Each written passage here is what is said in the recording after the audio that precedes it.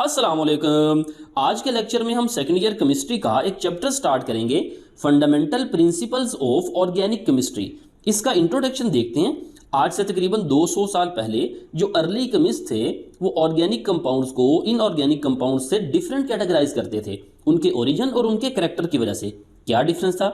Organic compounds obtain from living things, यानी ये सिर्फ जिंदा जानदारों से हासिल हो सकते हैं, जैसे प्लांट्स या एनिमल से।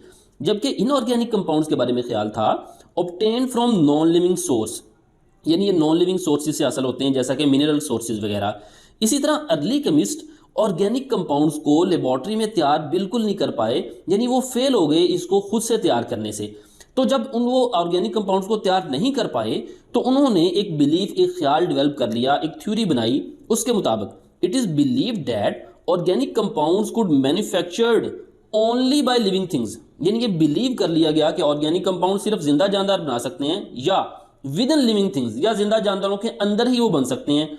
And could never be synthesised from inorganic material, यानी कभी भी इनऑर्गेनिक मटेरियल से वो नहीं बन सकते।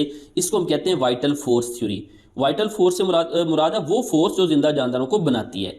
अब इस वाइटल फोर्स थ्योरी को रिजेक्ट कर दिया किसने? वोलर ने। तो rejection of vital force theory, ये फ्रेडरिक वोलर एक साइंटिस्ट था, उसने सबसे पहले यूरिया बनाया एक इनऑर्गेनिक कंपाउंड अमोनियम साइनाइड से।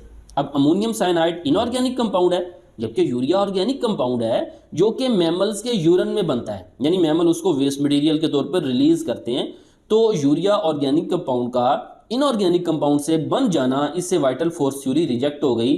तो अब साइंटिस्ट का ये ख्याल खत्म हो गया कि जो ऑर्गेनिक कंपाउंड्स है वो इनऑर्गेनिक कंपाउंड से बन नहीं सकते। तो इस थ्योरी के रिजेक्शन के बाद modern definition of organic compounds की बात करें तो after the synthesis of urea, यानी यूरिया ऑर्गेनिक कंपाउंड्स के बनने के बाद millions of organic compound prepared and analyse, laboratory में मिलियंस की तादाद में ऑर्गेनिक कंपाउंड बनाए भी गए, उनको एनालाइज भी किया गया। अब ऑर्गेनिक कंपाउंड जो से है ना, कार्बन उनमें एसेंशियल होता है, हाइड्रोजन भी एसेंशियल होता है, यानी ऑर्गेनिक कंपाउंड में कार्बन और हाइड्रोजन जरूर होते हैं।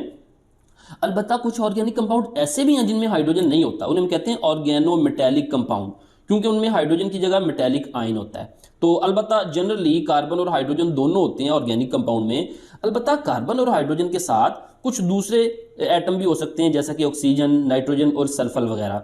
अब याद रहे, carbon monoxide, carbon dioxide, bicarbonates और कार्बोनेट्स वगैरह ये इनऑर्गेनिक कंपाउंड्स हैं, यानी इनमें कार्बन है लेकिन इसके बावजूद ये इनऑर्गेनिक कंपाउंड्स होंगे। ऑर्गेनिक कंपाउंड में कार्बन और हाइड्रोजन दोनों होंगे।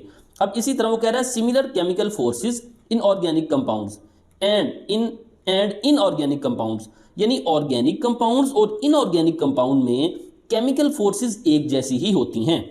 मसलन यूरिया एक ऑर्गेनिक कंपाउंड है ना, तो इसमें भी कार्बन और ऑक्सीजन के दरमियान डबल कोवेलेंट बॉन्ड है। इसी तरह कार्बन डाइऑक्साइड एक इनऑर्गेनिक कंपाउंड है और इसमें भी कार्बन और ऑक्सीजन के दरमियान वही डबल कोवेलेंट बॉन्ड है जो कि ऑर्गेनिक कंपाउंड में कार्बन और ऑक्सीजन के दरमियान डबल कोवेलेंट बॉन्ड है। तो केमिकल फोर्सेस दोनों में क्या है? सिमिलर हैं। तो ये था आज का लेक्चर, उम्मीद है आपको समझ आई होगी। मिलते हैं नेक्स्ट लेक्चर के साथ। अस्सलामु अलैकुम वरहमतुल्लाहि वबरकातुहू।